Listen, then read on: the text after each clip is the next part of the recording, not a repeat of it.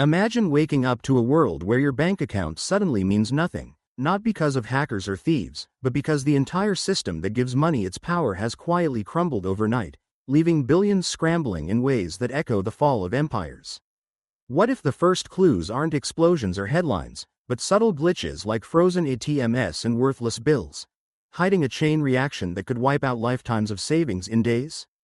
Hold on, because by the end of this, I'll uncover the jaw-dropping historical patterns that reveal exactly how currencies vanish, the shocking alternatives that rise from the ashes, and the one overlooked strategy that could safeguard your future when everything else fails.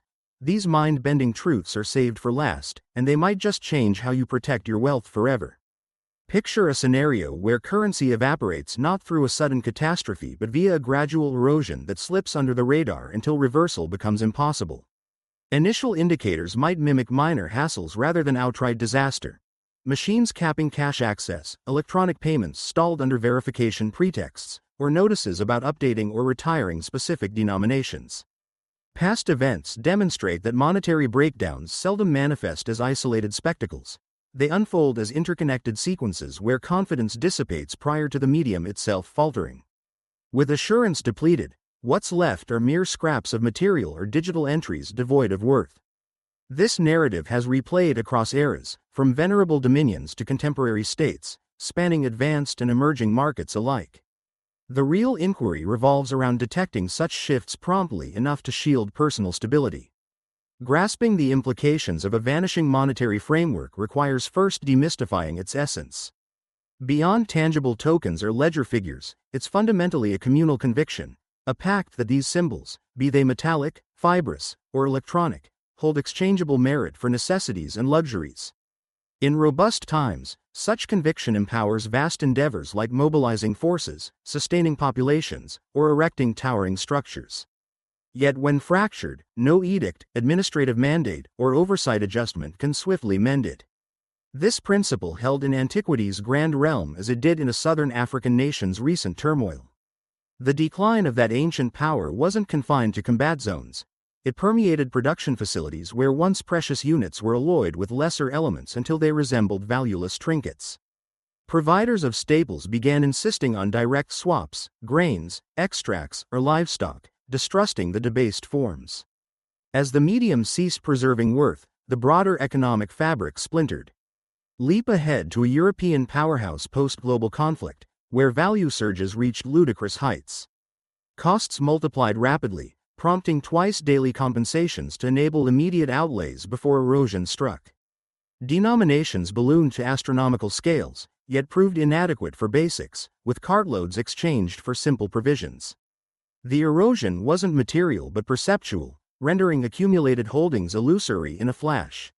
In that African case from recent decades, authorities issued notes denomination in hundreds of trillions, a figure bordering on absurdity, sufficient only for scant supplies.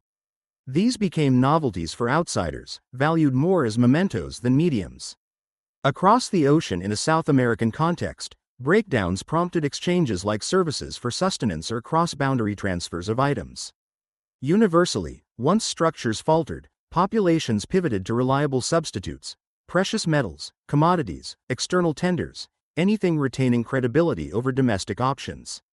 Should this unfold in a powerhouse like a transatlantic alliance or continental union, consequences would cascade worldwide instantaneously. Logistics rely on seamless, faith-driven dealings over vast distances. Absent viable exchange, harbors idle, transports halt, inventories deplete swiftly. Agreements denominated in the afflicted unit lose enforceability abruptly. Even virtual operations, core to current mechanisms, stall if institutions suspend access to avert mass outflows. The jolt extends beyond ledgers to mental realms. Long-held assumptions of secure holdings, reliable inflows, and future provisions shatter, breeding widespread alarm. Throughout records, such disintegrations strip not merely assets but life's scaffolding.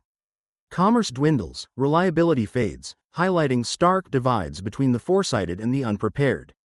Antiquity saw resurgences of direct trades and insular networks. More recently, pursuits of steadfast preservers dominate. In recurring South American upheavals, an overseas standard emerged as informal anchor. Amid a vast federation's currency woes in the late 20th century, imported units and durable items spawned parallel systems. Presently, amid institutional tremors, decentralized options attract those viewing them as refuges, independent, unbound by borders, amid perceived vulnerabilities. Yet viewing these innovations as infallible overlooks hurdles. They hinge on power grids, connectivity, and operational platforms, all susceptible in widespread failures. Nonetheless, they've proven vital in confined disruptions, serving as urgent repositories. In regions with restrictions on flows, they've facilitated relocations beyond oversight.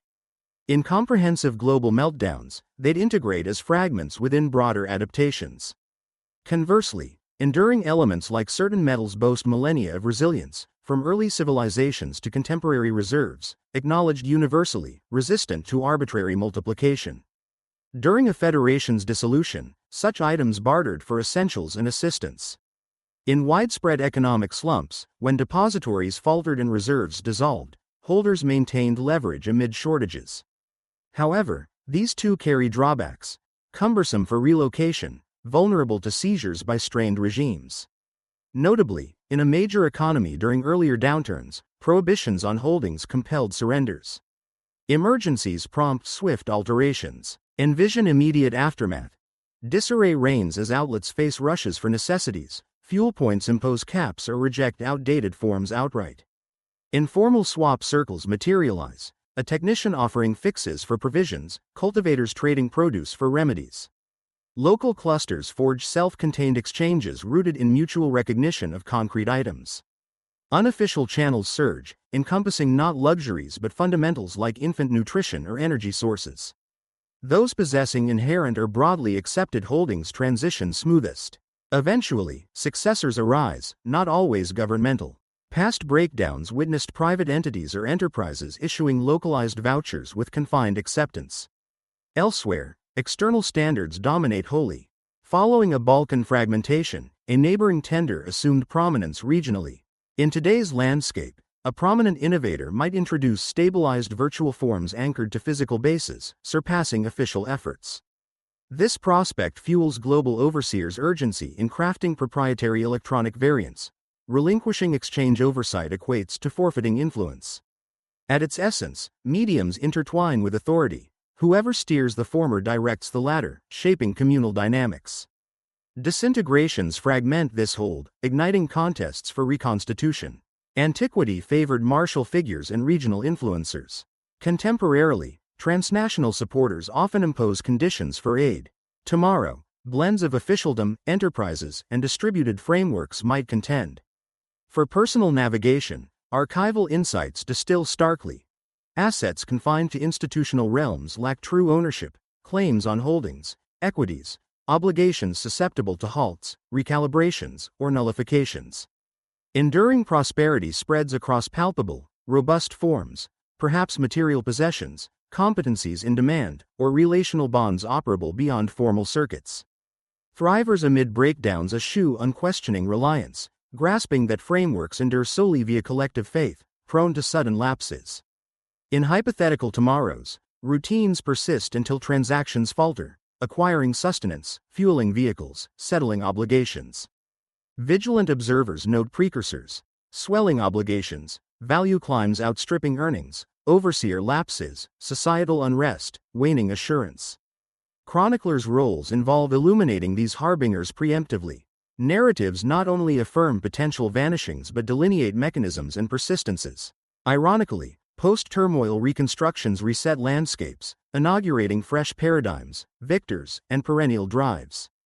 Should this illuminate systemic vulnerabilities, reflect on personal holdings' essence, what could be leveraged, crafted, or retained holding merit absent digital validations? Ultimately, mediums embody concepts. Upon conceptual demise, tangible anchors prove indispensable.